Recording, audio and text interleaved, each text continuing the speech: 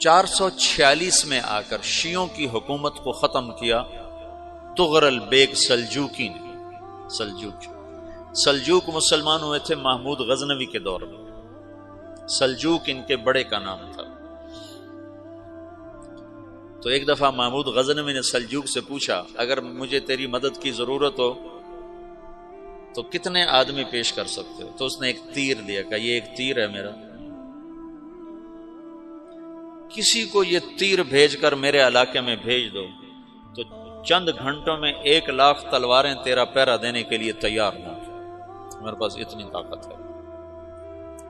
تو یہ سلجوک کی نسل میں تھا تغرل بیگ۔ اللہ تعالیٰ نے جب عرب زوال کا شکار ہو گئے اور ضعف کا شکار ہو گئے، جیسے بڑھاپے کا کوئی علاج نہیں، جب قوموں پہ زوال آتا ہے تو اس کا بھی کوئی علاج نہیں، پھر اور قوم کو جگہ ملتی ہے۔ جیسے بڑھاپا ایک فرد پہ آتا ہے، ایسے بڑھاپا قوم پہ آتا ہے۔ قوم کا بڑھاپا جوانی میں نہیں لوٹ سکتا، جیسے فرد کا بڑھاپا جوانی کی طرف نہیں لوٹ سکتا، قوم کا بڑھاپا جوانی کی طرف نہیں لوٹ سکتا، کوئی علاج نہیں، نئی نسل کا آنا ہی علاج ہے۔ تو عرب دھل چکے تھے، 600 سال بہت ہوتے ہیں حکومت کو، اپنی صفات گم کر چکے تھے، اب نئے خون کی ضرورت تھی۔ تغرل بیگ پہلا شخص تھا جس نے آ کر اہل سنت والجماعت کو استحکام بخشا، شیعوں کی حکومت کو ختم کیا، بغداد سے، شام سے، ان سارے علاقوں سے۔ صلاح الدین ایوبی نے اسماعیلی شیعہ کی حکومت کو ختم کیا، مصر۔ العاضد ان کا آخری خلیفہ تھا۔ صلاح الدین ایوبی نور الدین زنگی رحمۃ اللہ علیہ کا پروردہ تھا، اس کا دوست تھا، اس کے دوست بھی تھا، بچہ بھی تھا اس کے سامنے، زیادہ لکھنے پڑھنے کا شوق تھا۔ پھر اللہ تعالیٰ نے اس سے کام لیا اور اس کو مصر کا گورنر بنا کے بھیجا، مصر کی مدد کے لیے بھیجا۔ تو وہاں اس نے صلاح الدین ایوبی نے وہاں ختم کیا، تغرل بیگ نے یہاں ختم کیا۔ تو پھر سلجوک جو تھے نا یہ اقتدار میں آئے، ادھر ختم ہو گئی سلطنت بنو عباس کی، مصر ایک چھوٹی سی ترکوں کی سلطنت۔ تو اللہ تعالیٰ پھر مرکزیت کے لیے ایک نظام چلایا، 2 لشکر آپس میں لڑ رہے ہیں ایک میدان میں، ایک جنگلی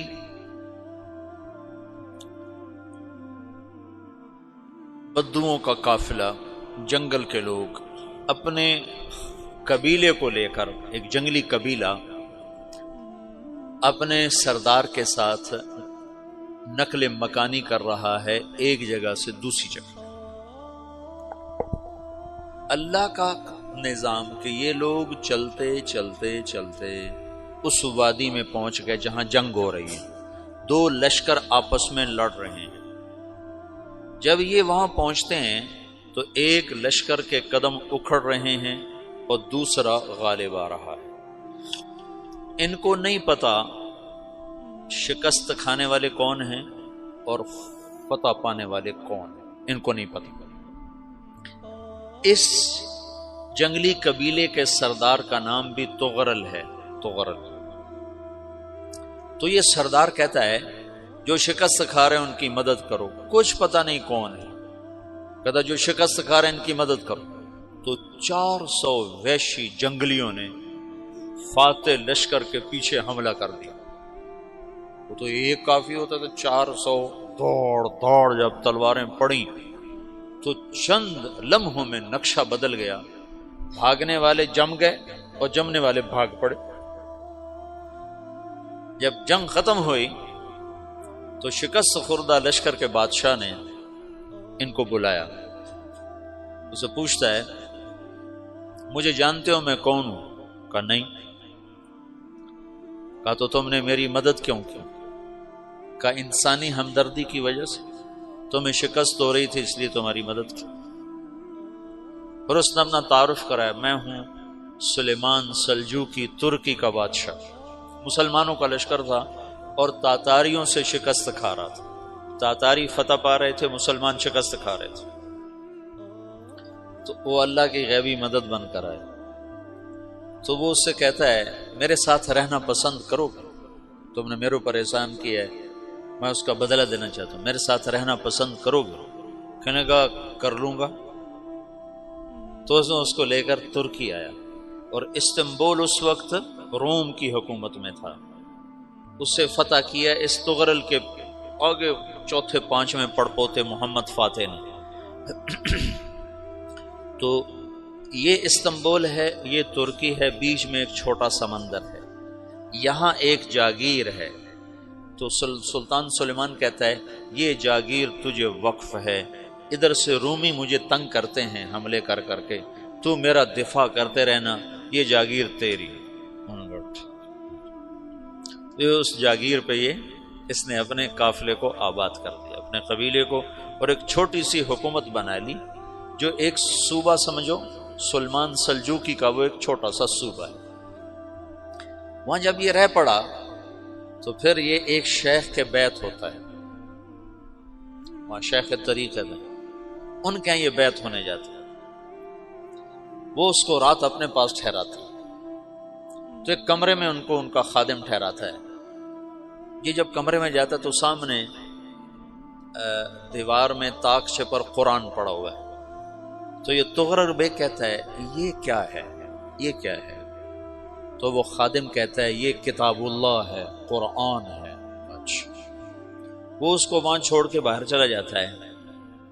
وہ دیہاتی آدمی، جنگل کا رہنے والا، پہلی دفعہ زندگی میں قرآن دیکھا، وہ کہتا ہے یہ قرآن ہے، اللہ کی کتاب ہے، میں اللہ کی کتاب کے سامنے سو جاؤں، کتنی بے ادبی ہے۔ تو اس نے ایسے قرآن اٹھایا اور سر پہ رکھ لیا اور کھڑا ہو گیا، ساری رات قرآن سر پہ رکھ کے کھڑا رہا۔ رات کے پچھلے پہر اس کو خواب آیا، کھڑے کھڑے اس نے دیکھا کہ اس کی پشت سے ایک چاند نکلا اور شیخ کی بیٹی کے سینے میں جا کے اتر گیا۔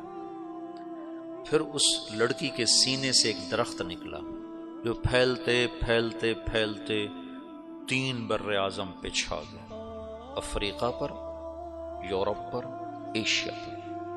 پھر اس کی آنکھ کھل گئی، وہ کھڑا ہوا ہے، تو اس نے صبح یہ خواب اپنے شیخ کو سنایا، تو انہوں نے اپنی بیٹی اس کے نکاح میں دے دی۔ اس بیٹی سے ایک بچہ پیدا ہوا، تغرل بیگ نے اس کا نام رکھا عثمان، عثمانی ترک نام سنا ہوا، جو میں نے کل بتایا تھا کہ 1924 میں وہ خلافت ختم ہوئی۔ تو ایک بیٹا پیدا ہوا عثمان۔ عثمان نے پھر ایک نئی اسلامی حکومت کی بنیاد رکھی جو 1924 تک چلتی رہی، کوئی 800 سال یہ حکومت چلی۔ تو حکومت کا شیرازہ بکھرا، لیکن پھر جڑ جاتا تھا، اور وہ قرن اول والا جوڑ کبھی نہ پیدا ہوا، ٹکڑے بن گئے۔ ان ٹکڑوں میں اللہ لوگ پیدا کرتا رہا جو دعوت دیتے رہے، دعوت زندہ رہی۔